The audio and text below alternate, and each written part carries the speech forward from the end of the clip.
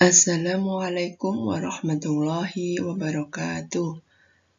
Selamat pagi anak-anakku, bagaimana kabar kalian hari ini? Ustazah berharap kalian dalam keadaan sehat walafiat. Anak-anakku, sebelum memulai pembelajaran pada hari ini, marilah kita awali dengan membaca basmalah. Bismillahirrahmanirrahim. Pada pembelajaran hari ini, kita akan mempelajari tema 6, subtema 1, pembelajaran 1. Nah, anak-anakku, silahkan kalian amati ketiga gambar berikut. Gambar yang pertama, itu adalah seorang anak yang sedang berjemur di bawah panas matahari. Kemudian gambar yang kedua, di sini ada gambar seorang ibu yang sedang menjemur pakaian. Kemudian gambar yang ketiga, itu ada air yang sedang direbus di atas kompor. Nah, kira-kira apakah persamaan dari ketiga gambar berikut? Nah, persamaan dari ketiga gambar berikut adalah yang pertama, seorang anak yang sedang berjemur di bawah panas matahari berarti membutuhkan panas, itu berupa panas matahari. Kemudian gambar yang kedua, seorang ibu yang sedang menjemur pakaiannya, itu juga membutuhkan panas matahari. Kemudian gambar yang ketiga, itu air yang sedang direbus. Untuk bisa mendidih, air tersebut juga membutuhkan panas yang berasal dari kompor tersebut. Jadi ketiga gambar ini persamaannya adalah sama-sama membutuhkan panas. Nah, dalam kehidupan sehari-hari, manusia tidak dapat lepas dari kalor. Beragam aktivitas manusia berhubungan dengan kalor ataupun energi panas. Nah, adakah yang tahu kalian apa itu kalor? Kalor bisa juga disebut dengan panas. Panas atau kalor adalah energi yang berpindah akibat perbedaan suhu. Kemudian apa itu sumber energi panas?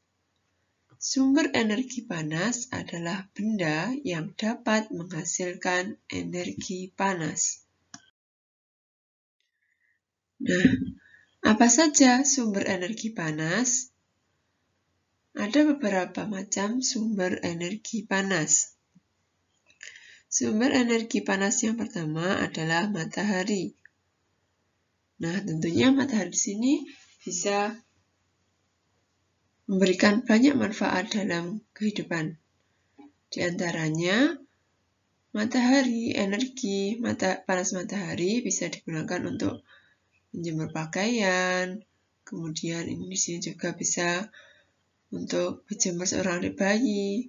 Kemudian seorang anak laki-laki juga bisa berjemur di bawah panas matahari untuk mendapatkan vitamin D untuk menghangatkan tubuh. Kemudian bagi tumbuhan, panas matahari juga bisa membantu proses fotosintesis. Kemudian sumber energi panas yang kedua yaitu berupa api. Apa saja manfaat dari api di sini? Nah, api di sini bisa dimanfaatkan untuk memasak, kemudian untuk menghangatkan tubuh. Kemudian sumber energi panas yang ketiga itu berupa listrik. Nah, listrik di sini bisa diubah dari energi listrik bisa diubah menjadi panas, sehingga bisa dimanfaatkan untuk menyetrika pakaian, menanak nasi, dan masih banyak yang lain. Kemudian, sumber energi panas yang keempat itu gesekan antara dua benda. Itu contohnya ketika dua tangan kita gesekkan, nah itu bisa menghasilkan sumber energi panas atau kita akan merasakan panas ketika antara dua tangan kita gesekkan. Contoh yang lain itu ketika dua batu digesekkan itu juga bisa menghasilkan sumber energi panas karena juga bisa menghasilkan api. Tadi ada 4 contoh sumber energi panas itu matahari, api, listrik, dan gesekan antara dua benda. Nah, selanjutnya perhatikan percakapan antara Udin dan Siti.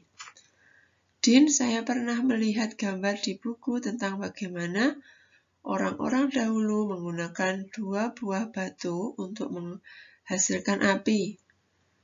Kelihatannya sulit sekali untuk mendapatkan api ya.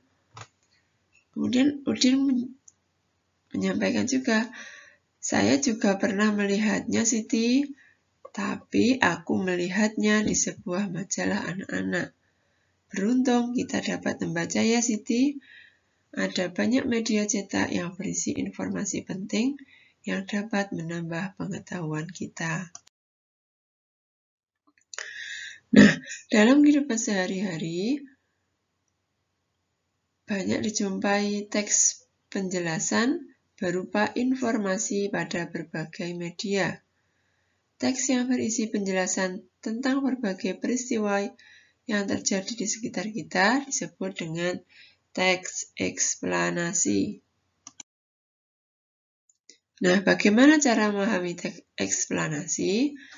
Nah, ada langkah-langkah dalam memahami teks eksplanasi. Yang pertama, itu membaca keseluruhan isi teks. Kemudian langkah yang kedua, menentukan kata-kata kunci di dalam teks yang kamu anggap penting. Kemudian langkah yang ketiga, menjawab pertanyaan-pertanyaan yang berkaitan dengan teks. Nah, coba sekarang kalian perhatikan teks berikut.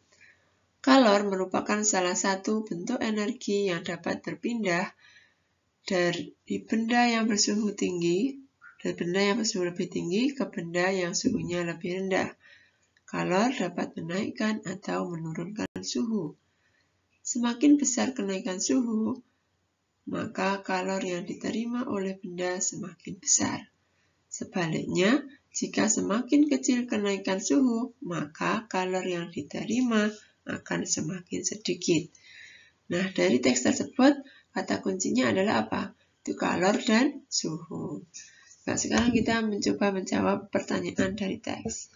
Apa yang dimaksud dengan kalor? Nah, tadi sudah dijelaskan bahwa kalor merupakan salah satu bentuk energi yang dapat berpindah dari benda yang bersuhu lebih tinggi ke benda yang suhunya lebih rendah.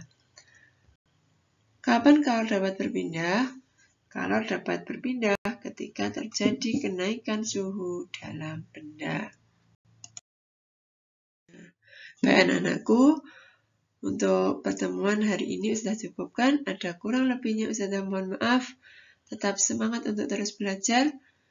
Dan jangan lupa untuk selalu jaga kesehatan.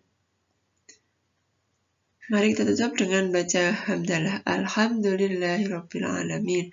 Assalamualaikum warahmatullahi wabarakatuh.